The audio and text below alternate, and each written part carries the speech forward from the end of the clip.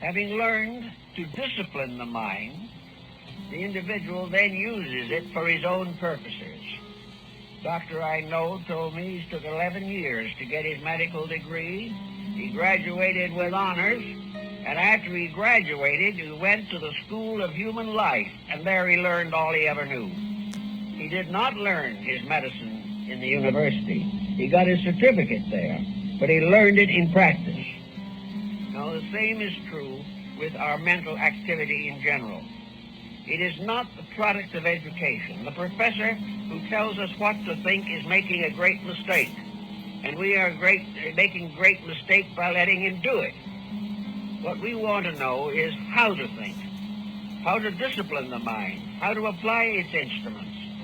Like a carpenter working with his tools, we want to know how to use the mind to improve the total life. With this thought basically in our consciousness, we then begin to ponder the wasting of time. We only have a certain number of years, and also only have a certain part of those years suitable to mental activity. We cannot be as active mentally as we would like to be in an economic condition such as the one in which we live. We have to fight against worries and fears and anxieties and doubts. We have to be very careful that we do not end with a mass of prejudice that we can do nothing about.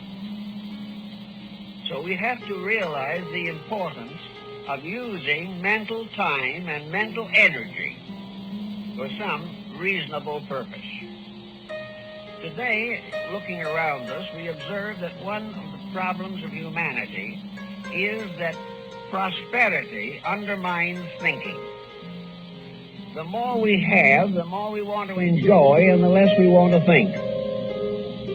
We are now trying to create a world which is a complete lifetime of vacation.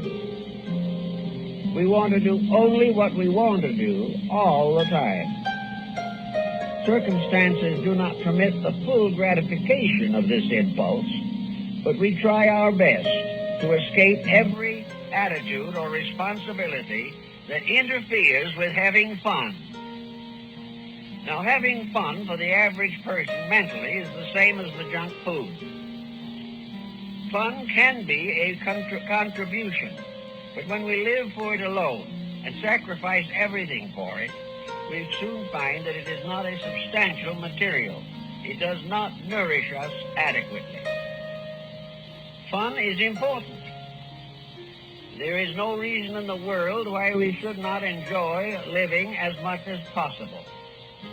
But fun that is completely devoid of intelligence and does nothing to nourish us or build anything into us should certainly be kept at a minimum. The real purpose of life is not just to have fun, but it is intended that we should help to build a world in which happiness is possible for all of us. But having fun and happiness may not be the same thing.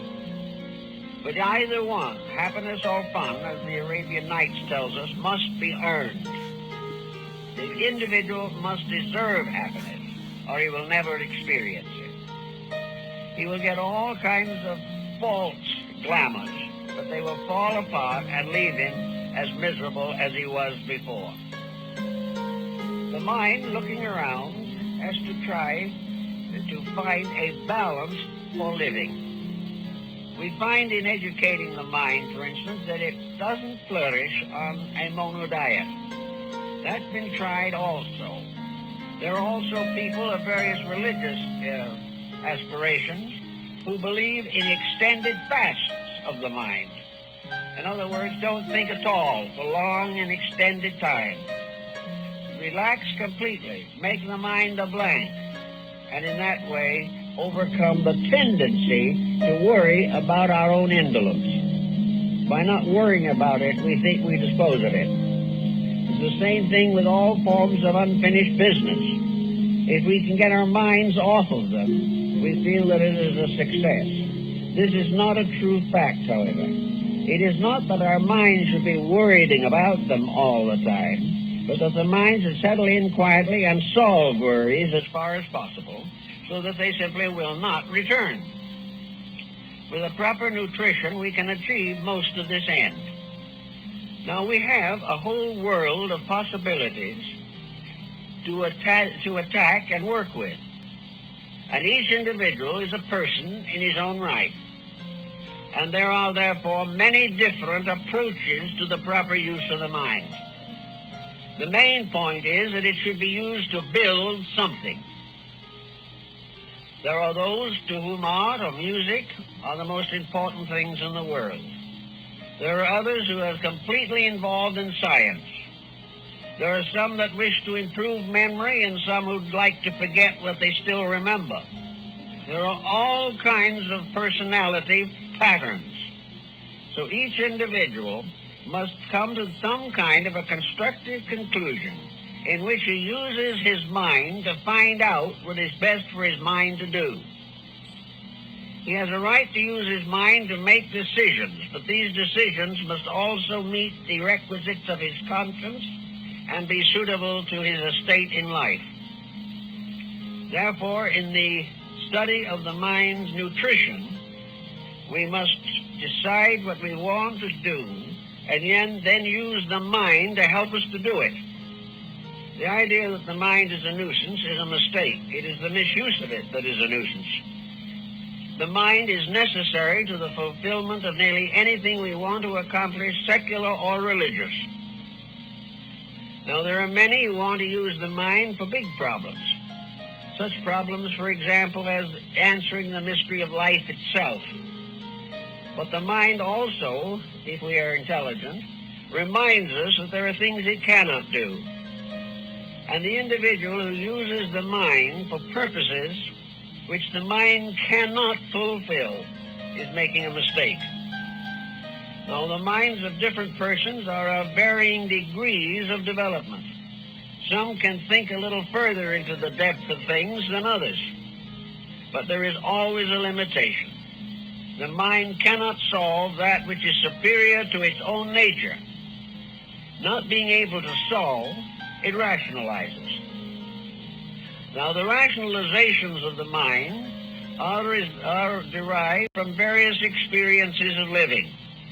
We try to understand the causes of things by studying their effects. We seek to keep faith with the universe by observing small areas in which we can understand the workings of the divine plan. We are constantly seeking to know more of the reason for ourselves. And the mind is one of the instruments that we must use. But the mind itself must be trained to recognize its own limitations. On the material plane of things, in daily action, employments may involve mentality. Some of them are largely physical, but nearly all do require a certain amount of mental effort as a support and organizer of skills and abilities. Therefore, because we have to use the minds in the physical world to make the necessary adjustments to advance careers, so in our larger living, the living which involves our place in a divine plan of things, the mind must also be employed. It must be given every possible cooperation and help. Now, some minds have been spoiled by their owners, and a great many have been left comparatively undeveloped. When the mind becomes the servant of ambition, or the mind develops within a person lacking moral integrities, the mind can lead to one disaster after another. The mind can produce a criminal just as quickly as it can produce a saint. All depends upon the person in whom this mind is functioning. Now, most people do not really want to be evil. They do not want their mind to lead them into crime.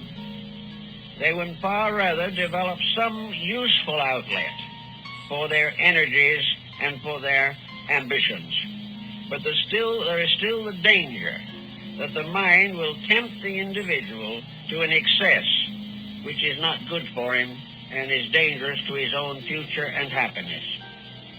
So day by day we work with this mind, leading it in one direction or another, and it leading us in one direction or another. It is a very interesting and mysterious instrument, and most individuals